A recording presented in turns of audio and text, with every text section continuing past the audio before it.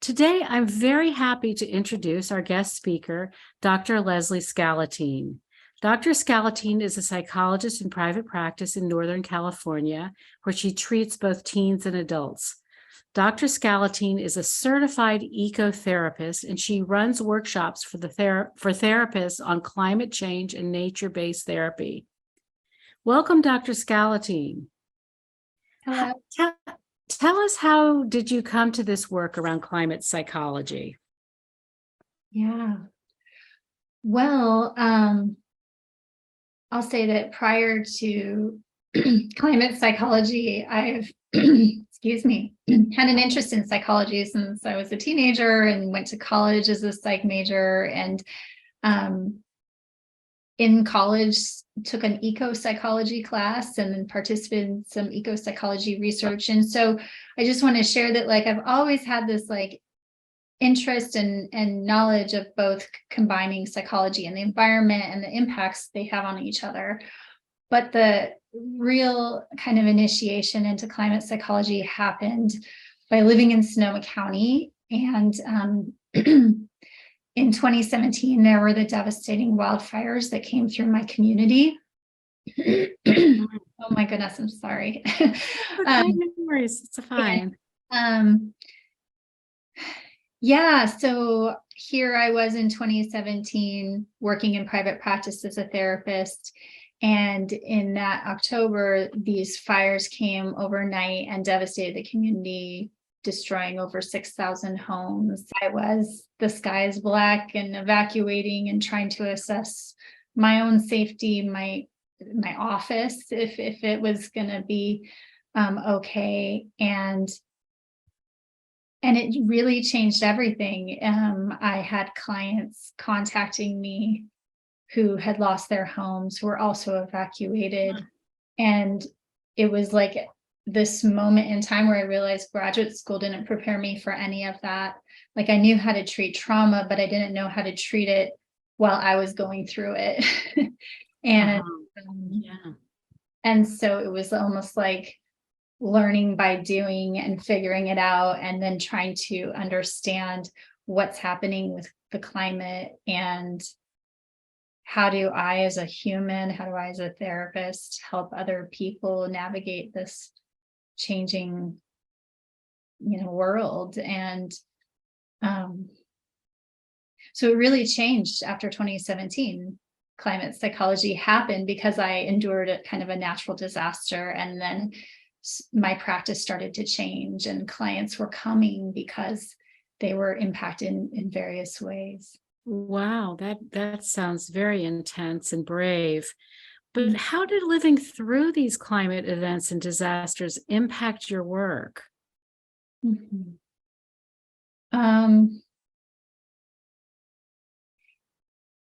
It impacted my work in various ways. I think what I realized is that whether somebody was directly impacted by some climate event, it was almost like it was in the air. It was like if they were coming for something else, for sleep disruption, for alcoholism, I had this lens of like, well, how are you feeling about what's happening in the world? Or how are these things around you impacting you? And it just started to change how I saw the global stress impacting people.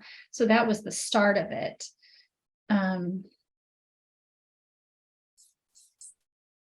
I guess in terms of how my practice has changed, I have educated myself on what to do and how to help people with difficult things that are coming up. And so in the years since 2017, not only did I evacuate wildfire 4 times, but I have clients who are talking about these things in therapy. They're talking about smoke outside and the safety of their children, or whether or not to have children.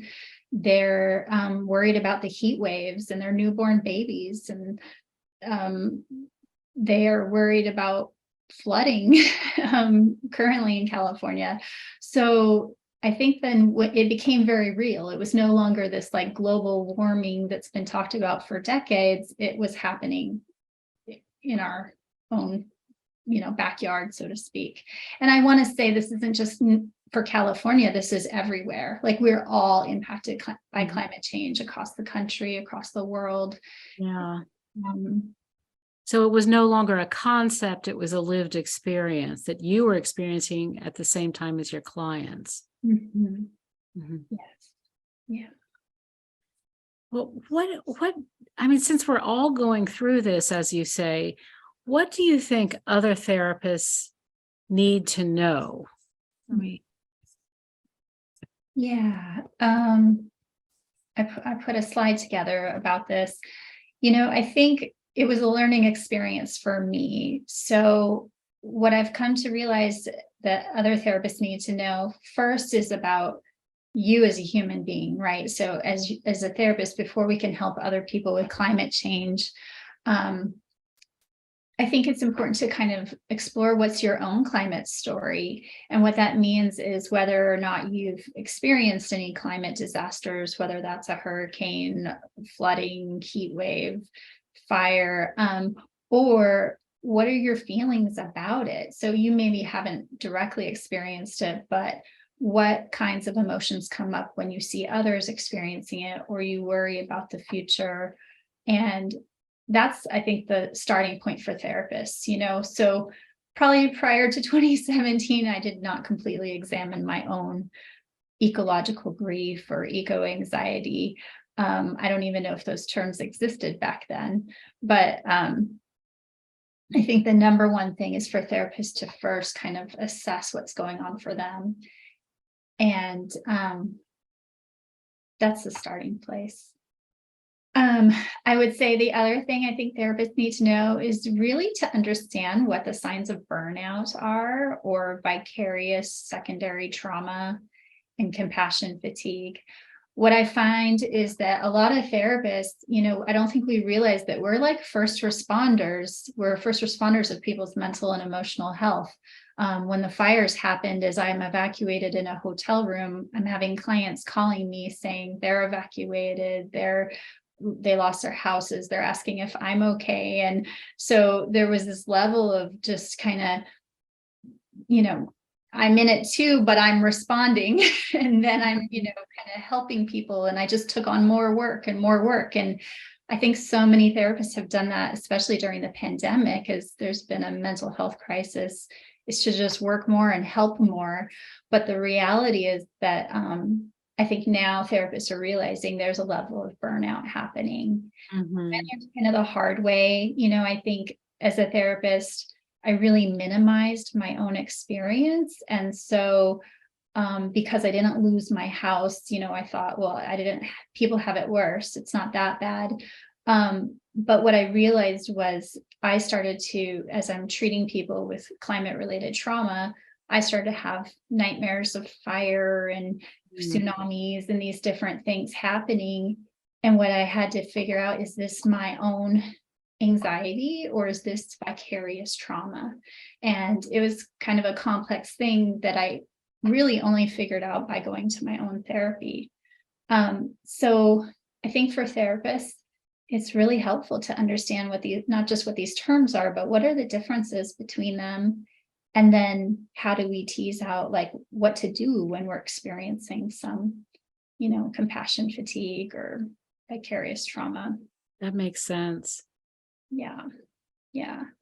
Um, the other thing I would mention for therapists to know, we talk about self-care all the time, and we're really good at talking to our clients about it. But as therapists, we really have to, I think, embody, kind of be agents of self-care for us so we can help other people.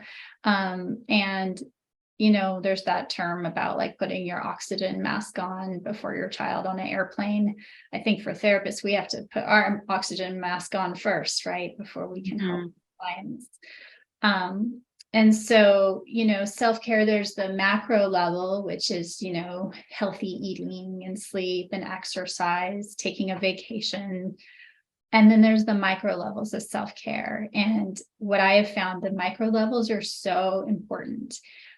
Those are things like how you design your schedule. If you're in private practice, how many clients you take on, having boundaries around how many clients you see of certain types, or for example, if you're treating trauma or something, maybe you balance your caseload in a different way.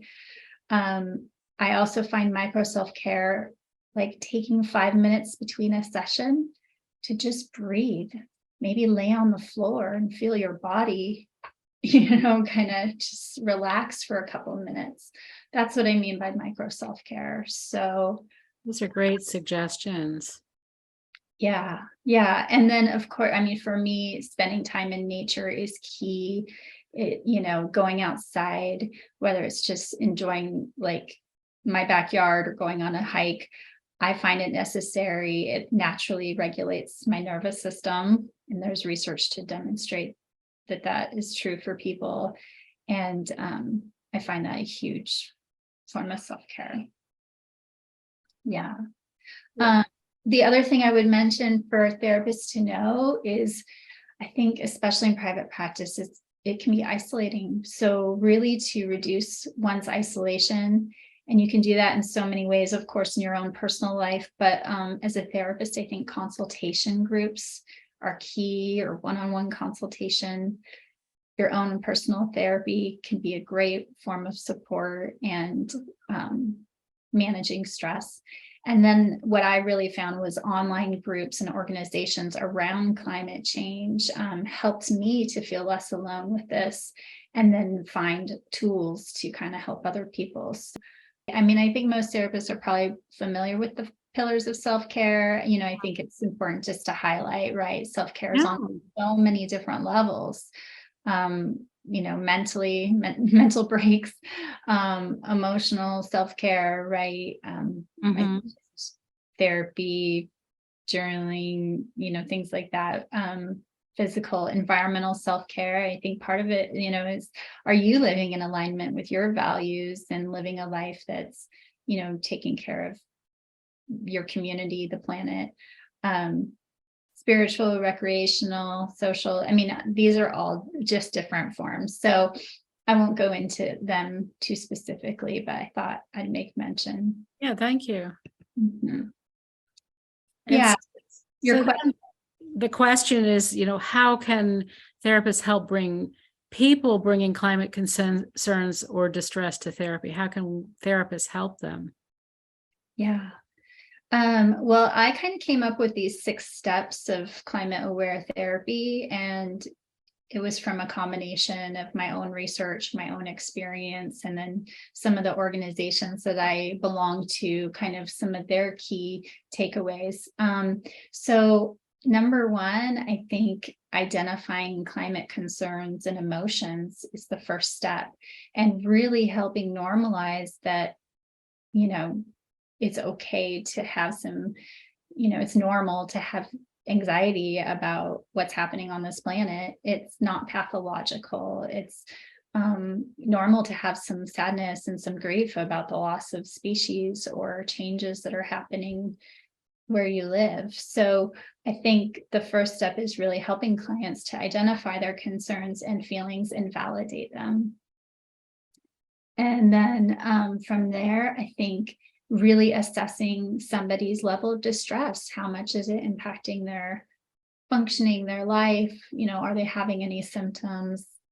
And then if so, the next step would be helping them stabilize, emotionally regulate, and lower their distress. And we as therapists, have many tools that we know and how to do that. The other part I think is key is really helping people change the story. So, I've been having a lot of people coming to therapy in recent time, as summer's approaching, starting to be anxious about fire season and worry about what's going to happen. Or I have young people, talking about doom and gloom, and what if there's no future, and what if we have social collapse, and things like that. And so I think part of it is helping people express their fears and their concerns, but then how do we change the narrative and not get stuck in the doom and gloom? That's a really good suggestion. Very necessary for all of us, isn't it? Yes. Yeah. And I'm continually doing that myself, right? When I get caught up in some despair and worry about my future or my child's future, is um, to not live in that fear and then find a different way to keep moving forward. Yeah. Mhm. Yeah. And so, the other thing I think is really important is helping clients activate hope. And I think part of that is changing the story, right? So that they can see another perspective, and really building upon emotional resilience, helping clients kind of see, well, when have they been through something difficult before? Or how have they survived something in the past?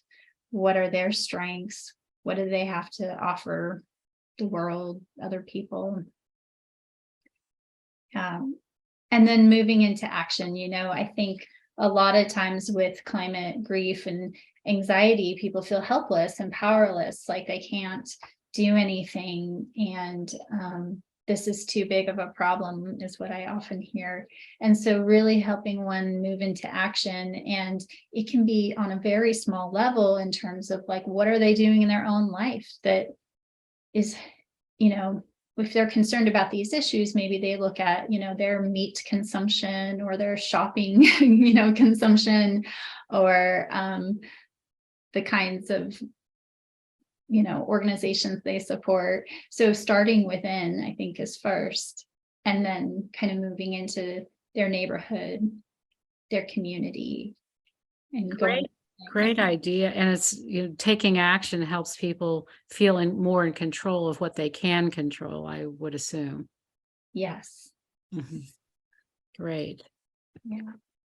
So I see you have resources here, but I did want to ask the final question. What helps you be an effective therapist in this time of climate change? And perhaps you just answered that with this. Yeah.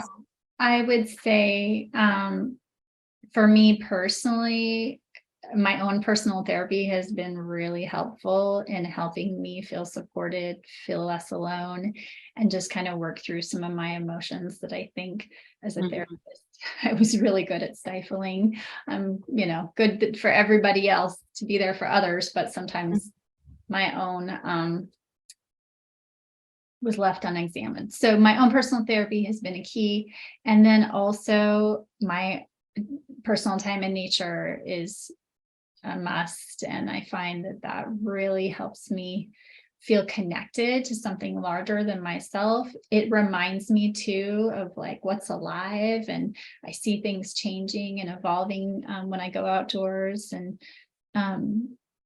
that gives me hope. It's almost like out of my own experience of going through some hard things that I, can still see there's evolution happening. Absolutely.